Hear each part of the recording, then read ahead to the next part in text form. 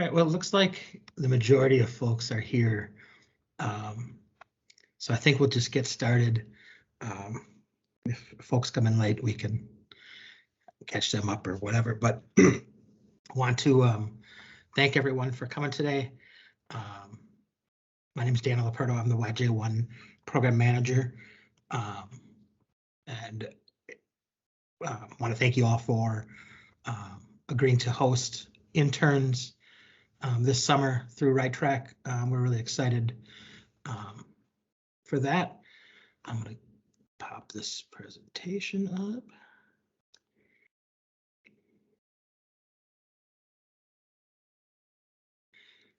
So again, like I said, welcome. Quick overview of the agenda. We're going to do some introductions for our team, our newly expanded team, cover some goals for Right Track and expectations for you all, the youth and employer process and timelines. We want to talk a bit about recruiting, and then we'll have some time for questions. If you have questions as we go, small group, just feel free to speak up. I can't see the chat, but other folks in the Right Track team can see the chat, so they can answer questions in chat as well. So, but either way works. So, like I said, I'm the YJ1 Program Manager. I've been fortunate enough to work with most of you in the past. I'm really excited that we have some new folks here as well. So, and then there's a fair amount of our team here. So why don't we start with our program director, Shana, and she can introduce herself and let you know her roles. Hello, everyone. Thanks for being here today. Shana Abraham. I am the program supervisor for Right Track and the St. Paul Youth Commission. So I get to work with everybody, and it's great. I use she, her pronouns. Sorry, I should have said that before I said what I did. Yeah, so I'm going to turn it over to, it looks like Nardos is next on the list. Hey everyone, name is Nardos Tesfalat, and I'm the YJ2 program manager. So the YJ2 program is our secondary level with participants 16 and up, 16 through 21, coming in with some work experience. Carla? So I am one of the, I'm the newest team member to Right Track. Carlo Franco, he, him, his. Youth engagement and training manager. So my primary responsibilities will be kind of coordinating our recruitment efforts to get young people to apply, supporting, making sure that the month of February they get those applications in and we do what we can. And then also training. So coming up with ways to engage our Right Track YJ1 interns in meaningful training opportunities throughout the summer. And I think I'll get an opportunity to talk more about that later. So I'll pass it over to Sue. Hey, my name is Sue. I am a job coach for Right Track. My role in Right Track right now, or as a job coach, is a site. We do site visits. We work as we communicate with the employers and youth, just making sure that we build a positive relationship with employers and youth too as well. And yeah, Sarah? Yeah, I'm Sarah Jenkins. I use she, her pronouns, and I'm the management assistant for the Right Track program. I kind of help everybody on the team, mostly with what I would say like maybe technical things that they need to help support the staff, payroll packets and website stuff as well. So yeah, Dejan.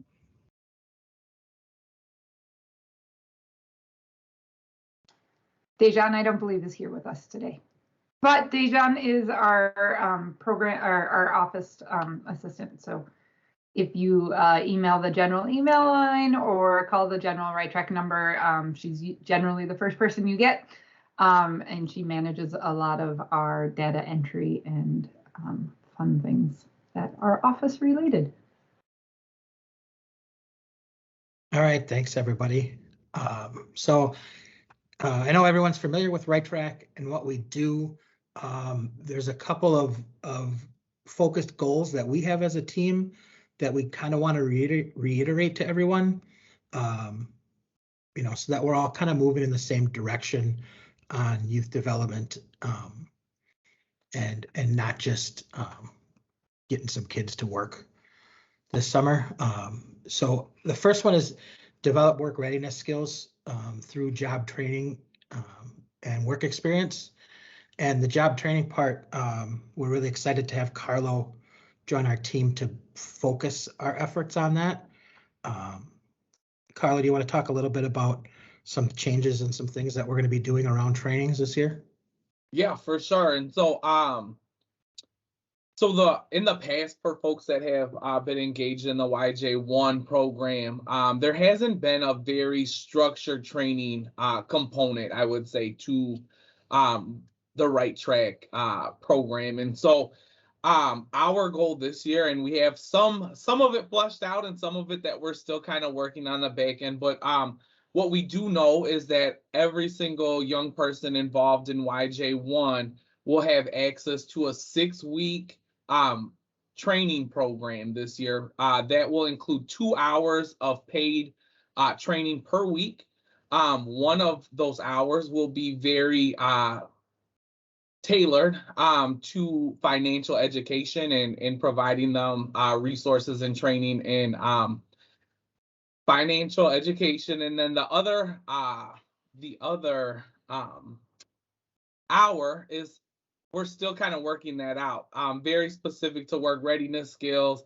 And we're also still kind of trying to decide what will work best as far as in-person versus remote. We know that things are constantly shifting and changing, and we're having those conversations on the back end to create a kind of a training catalog that makes the most sense for our partners and our program. So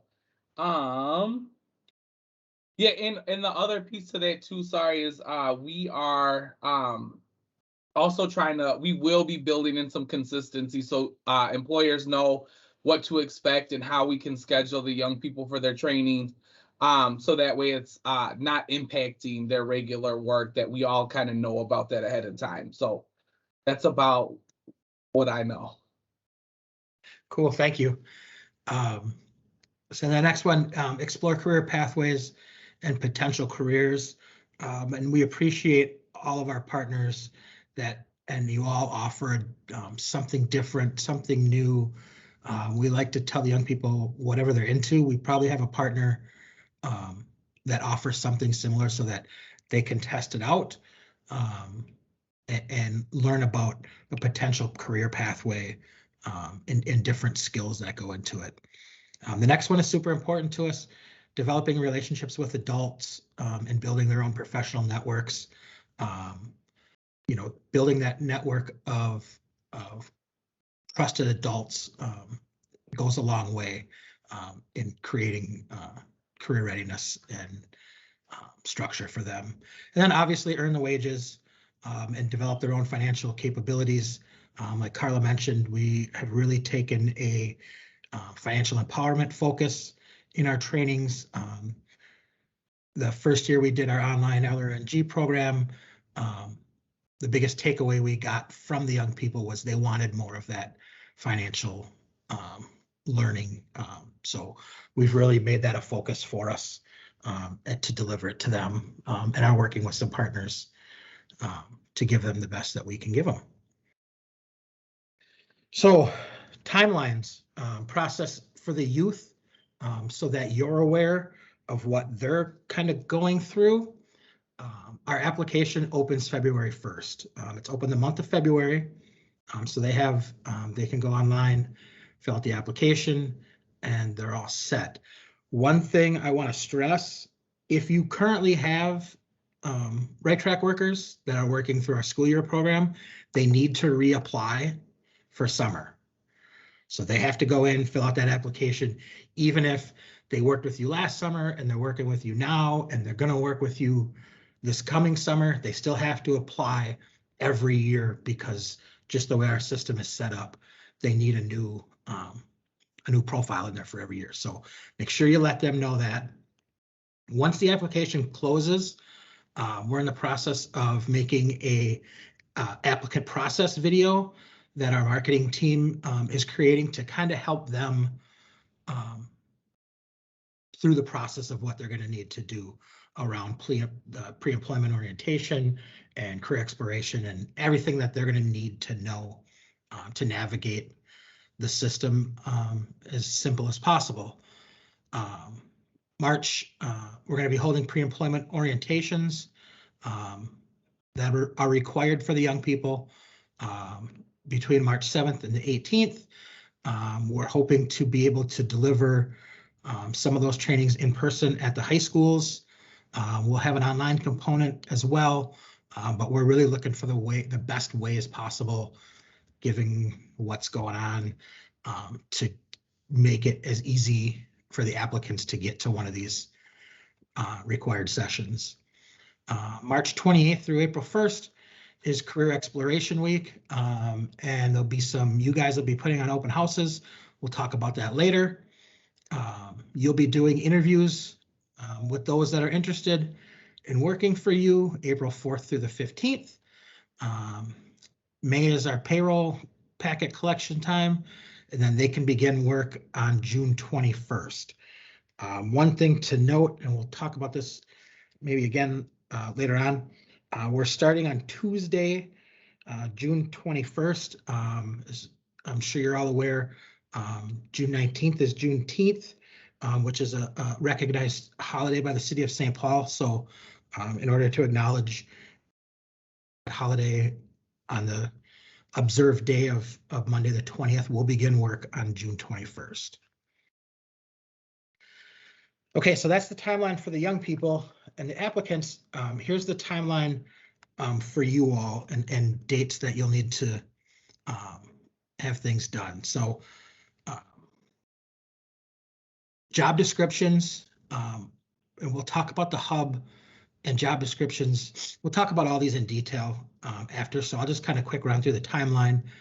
You can see that the job descriptions are due by Monday, February 18th.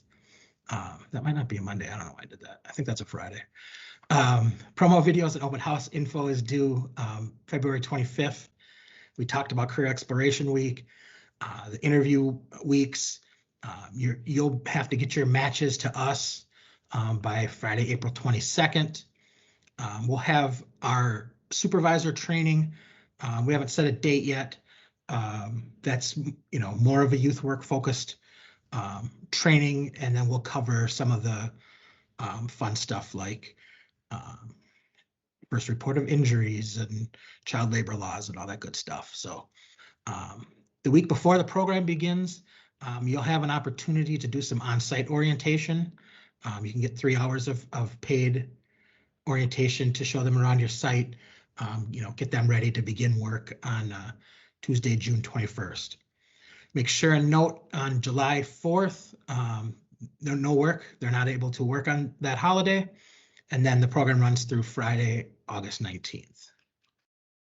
So we'll kind of dig into each portion of the timeline here now. First off, we want to talk about our hub. Obviously, most of you are familiar with it. This is where you're going to go to post your job postings. So your job description, potential days and times of work, industry type. There's some new questions on there regarding COVID. One thing that we really want to point out is everything that you put in your job posting is what's going to be reflected on the map that the young people see and the job catalog that we create. So that's going to be how they learn about what they would potentially do with you. So it's real important you're clear and concise on the job description, expectations, things around that, so that they can make an informed decision on if they think it'll be a good fit and they're interested in exploring working with you. You'll need to create a new one for each work site. So if you have multiple work sites, you'll have to do that for them. If you have multiple job titles within a work site, they all need their own job postings. You'll need to know things like who their direct supervisor is going to be, who their time card approver is going to be, things like that. And then after all the matches are done, you'll be able to go in and see things like if you need contact information for your interns or who your job coach is and things like that. Sarah is our hub guru, master, smartest person about the hub. Sarah, do you want to talk about some things, some changes and stuff with Sure. job descriptions and that? Yeah. So for any employers who are new using the hub, it's really nice and easy to use. It's pretty much just like filling out a form. And as long as you have filled in all the required fields, you can submit your job posting. And you can go back actually until Dan approves them and edit them and update them if you want to just get started and have something in there in the hub while you're still, solidifying your job posting. And for those of you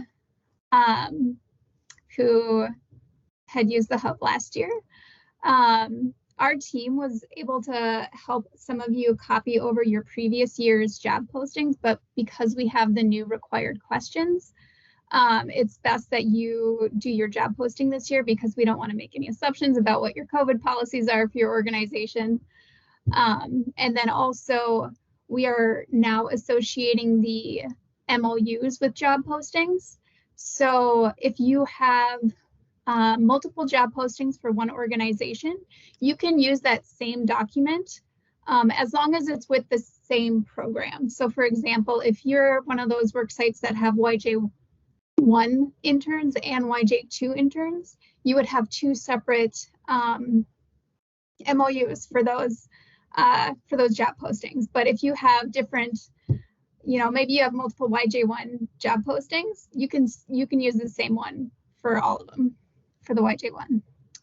And then since we won't be helping you copy over last year's job posting, it's really, when I do it, it's really quick and easy. I just open a Word doc and I copy the full description, and then I'll take screenshots of the page so that I have all of my questions that I had answered previously if I wanted to keep everything the same. And it usually takes me about 5 minutes to, copy over someone's job description. But this would be a great time to, edit it and update it so that, it's even better than last year's. So it's really all I have as far as tips for job posting. All right. And once again, those are going to be due by February 18th. They are doing some work to the hub, so it's not quite available yet. Do I get in trouble if I say February 1st? We're all in trouble if it's not ready February 1st, so February 1st, yes. We're good. Okay, and well, once it's for sure good that you guys can go in and start doing the updates, I'll send out a heads up about it, and we have a little tip sheet about entering new job descriptions and if you're going to roll things over and stuff like that. So we'll send out info to kind of help you through that process once we know it's good to go. So, all right, something we started last year and it was a huge hit is the career exploration promo video. Every site created a little video, 60 to 90 seconds. Some didn't quite make the 60 seconds. Some went 3-4 minutes. And we have them all saved from last year. So if your organization wants to use your video from last year, we have it. We can roll it over. We have them all saved on YouTube. I'll send out a link to the YouTube channel, our YouTube channel, and you can view them. And you can view the other ones too if you didn't get a chance to last year. I would recommend it. They were pretty cool.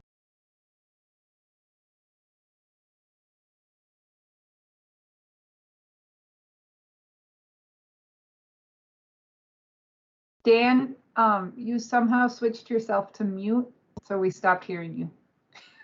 Wow, it's back now, right? Yep. Okay. if you are new to Right Track and you need to create a video this year, we recommend going through and viewing some of the ones from last year, so you can get an idea of them. But have fun with it. It went over well. I think you all had fun doing it, and I know that the young people had fun watching them. And it's good for they got to read a lot of stuff, so it's good to get that visual aspect of what you all do. So, and again, we have a tip sheet that we created last year that I'll send out to kind of give you some ideas and things like that. So a newer aspect this year, last year we recommended that folks host a open house, but we had them kind of after the young people had submitted who they wanted to work with.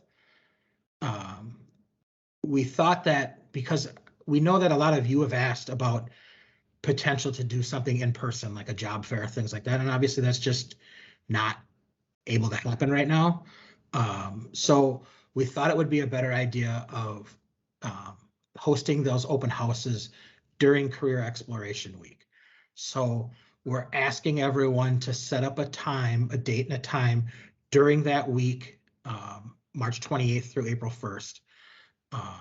It could be a 1 hour thing on Zoom or Google Meets or whatever it is that you want to use, where the young people can pop in and ask questions about your organization. It wouldn't be setting up, you wouldn't have to set up interviews at this time or anything like that. It would just be as a way for them to ask questions, you to talk about your the work that you guys do. And what we'll do is, so that's why we're asking for the information on date, time, what platform you're going to have, and a link to your event by February 25th, because then we'll compile a list of all that and give that to the applicants prior to Career Exploration Week, so that they can plan out which ones they want to attend. And that info will also be listed on the job map. So they get a map for Career Exploration Week, an online interactive map that they can click on a link and get all your information. And that's like we talked about with the job descriptions and things like that. There'll also be when your open houses and the link for them to get to it. So we think that this will be a good opportunity for them to engage with you before they make their decisions on who they want to interview with. So in a sense, an online job fair, not all at the same time, not all at the same place, but a way for you to get in front of young people before they make their decisions. We're really push during the orientation and for Career Exploration Week for them to make informed decisions. So we think this is a way for that to happen. And we have, again, just like with the videos and stuff like that, we have a little tip sheet on how to host those things that I'll send out later. You're going to get a whole bunch of stuff later. So that brings us to all those things are needed for Career Exploration Week. So all the youth that attend the pre-employment orientation and are eligible for the program, the Friday before Career Exploration Week, they're going to receive a link to the interactive worksite map, a job catalog, which is just a listing of all the positions. They're going to receive the listing of all the open houses. And then we also host Right Track hosted information sessions where the young people can pop into those. They can ask just general questions. We can direct them to you guys if they have specific questions. We did them last year and it was cool. A lot of youth came in and asked to have their resume looked at. So we sat down, we jumped into a breakout room and went over their resume with them. We had our marketing interns in there as well, and they facilitated some practice interviews and things like that. So it was really fun. You know, we didn't get a ton, but the ones that did come in, it was worthwhile. So we'll offer those again. So they have that whole week to, like I said, hopefully make an informed decision. They're going to receive what we're calling the intern interview request form that they can request up to 5 of you all that they want to interview with. They turn that in. We compile the list and turn the lists over to you. You'll receive the list of interested applicants on Monday, April 4th. And then it's on you to reach out to those young people and schedule your interviews. One thing we learned from last year, I would highly recommend, do not wait to make your contacts. We had some partners that waited till the middle or the end of that first week, and then were frustrated because everyone on my list already has a job. Well, sorry, you shouldn't have waited. I don't know what to tell you. Like, make your contacts right away. We tell the young people to be aggressive in their interviews, get their interviews, hopefully get offered multiple jobs. We want them to have some autonomy and some power in their choices. So don't wait on that. How you do your interviews, that's up to you. If you want to do them online, we do highly suggest, if you're going to do them online, or however you're going to do them, give multiple options, because they might not have the capability to do a Zoom meeting, you know, so they might need to do it over the phone or on FaceTime, or if you're comfortable and your organization allows it, in person, you know, but give them a lot of options. And again, in the orientation, we instruct them to be upfront. Like, if you say, you know, oh, we're going to do the interview on Zoom and that doesn't work for them, you know, we tell them to don't be afraid to speak up. So, but give a lot of options so that it's as equitable as possible for them to get in front of you. Once you've done your interviews, you've made your selections on who you'd like to hire. This got into a little bit of confusion last year. It is on you to extend that job offer, to let them know, yes, I'm Urban Roots and I want to hire you. And then they accept it. There was some confusion on folks just sent us their list and thought that we were going to tell them that they had a job, and they never even communicated back to their 6 choices that they wanted to hire them. So then those young people went out and accepted a job somewhere else and ended up on 2 different lists. So just like, you know, I hate to say in the real world, but once you've made your decisions, extend that job offer to the young people, receive a commitment back from them to verify that you all are on the same page, and then send us your committed and confirmed matches. Those are going to be due Friday, April 22nd. We'll provide you with a spreadsheet that has the number of slots that you have available. You'll have a separate spreadsheet. You know, if you have multiple sites, each site will have its own ones. If you have multiple titles, you know, they'll be on there so that we can make sure to match in the hub correctly the right intern with the right job. It's real important that you use the provided spreadsheets and not just shoot us an email of, hey, I want to take this person, this person, this person, because we'll have some interns and some other folks who aren't familiar necessarily with our program doing the matching in the hub possibly, and they don't know the difference between Common Bond Tory and Common Bond Skyline. They don't know what any of that means. So it's real important that you use the stuff that we provide so we can make our process run as smooth as possible on the back end. Next step, or not next step, but I mean, that's kind of the whole process as far as what y'all are going to go through, what the young people are going to go through. We are in a very unique position, and we're looking to hire more interns than we ever have in the past. And we're really excited about that. To do that, we need more interns, and we need more people like you all to provide them with those meaningful work experiences. So on the youth side of getting more interns, again, like I said, we're super excited to have Carlo on the team. And he's going to talk a little bit about how we can coordinate efforts in recruiting with us and you guys and everybody. So. Sweet. So I want to apologize in advance if you hear my dog barking in the background.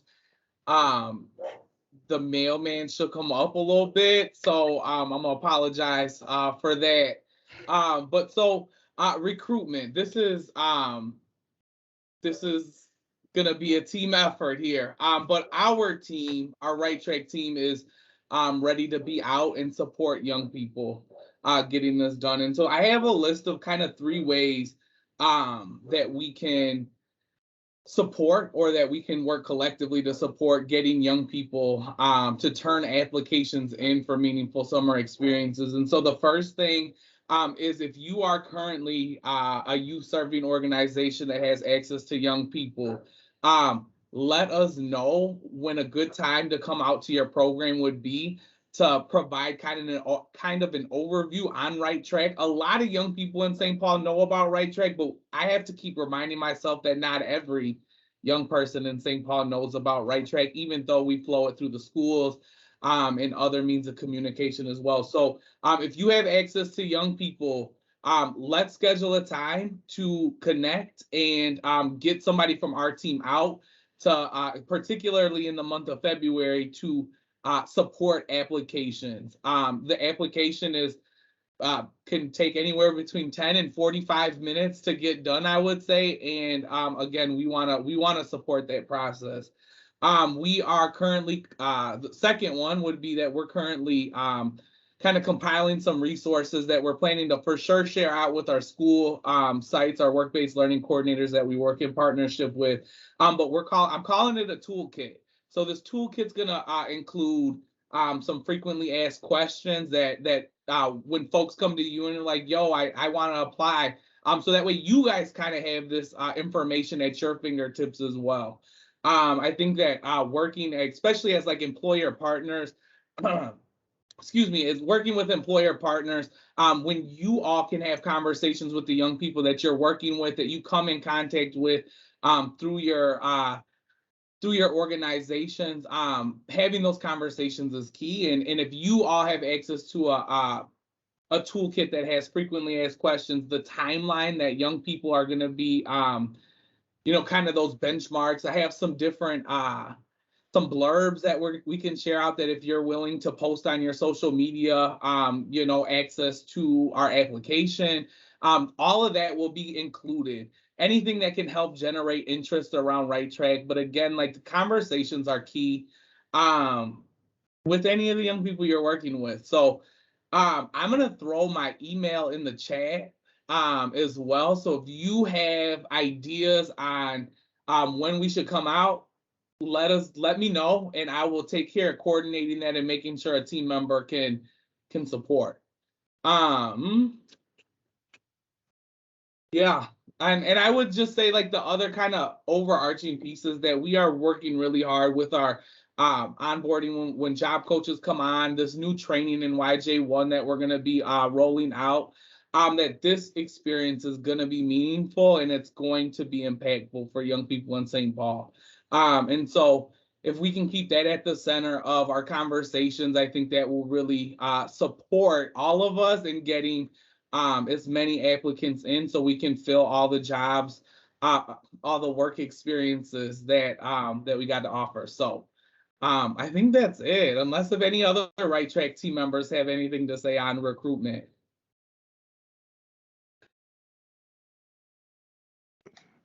I think that's great on the youth side. And again, so like I said, we want to have more youth than ever. So we need more folks like you all.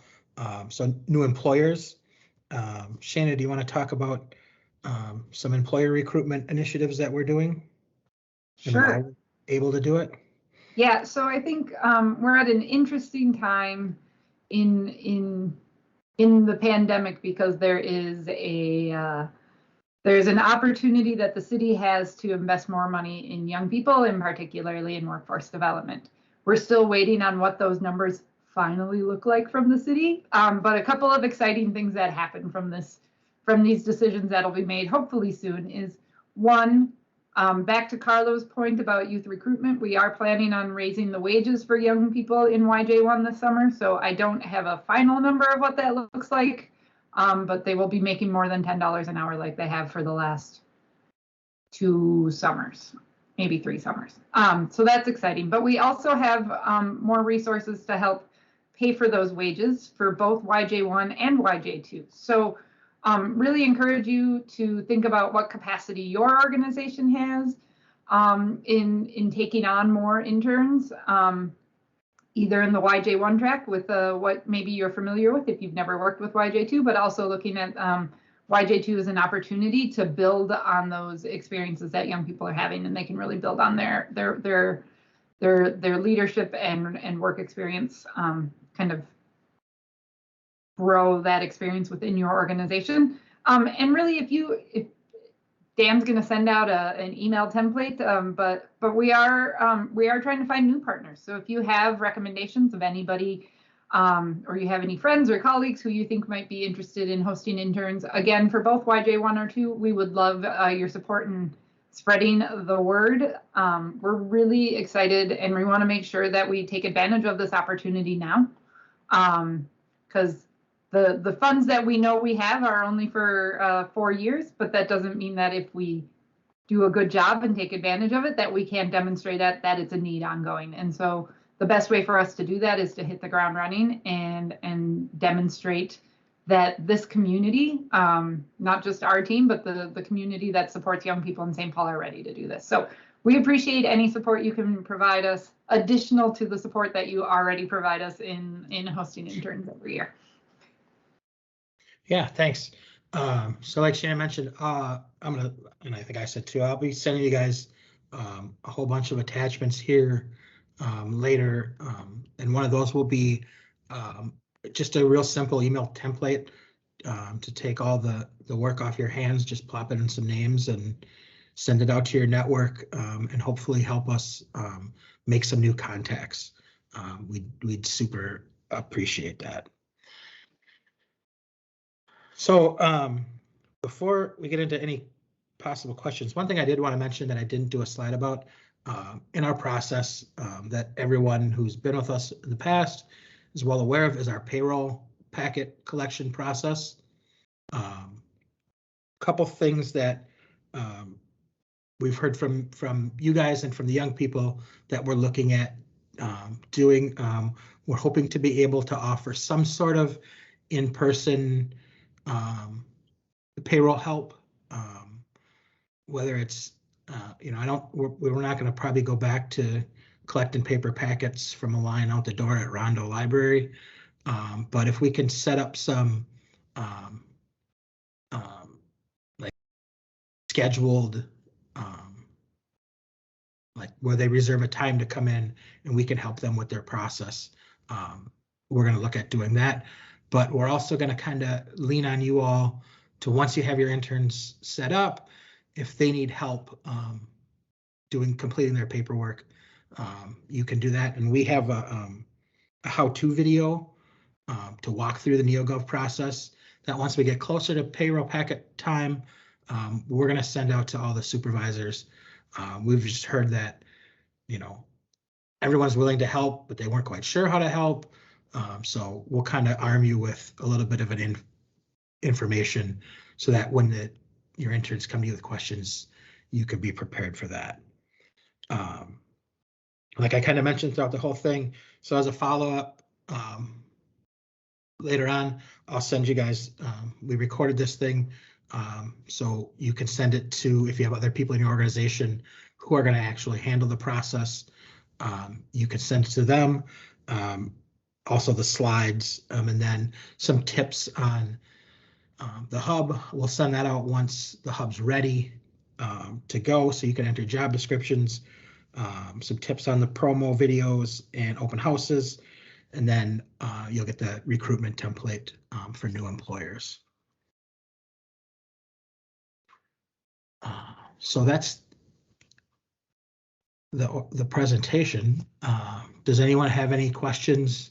I didn't get to see if there was any chat stuff. So if anyone has any questions, go ahead and fire them off. I think one was like, can they add or use their own website to advertise for Right Track? And I actually think that's a great idea. If you like, you can add links if you want to your website to direct to the city's Right Track pages. That would be fabulous. Yeah.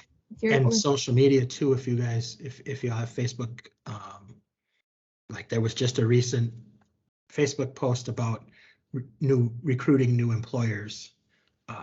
You know, if you had a chance to see that and share it, we'd super appreciate that.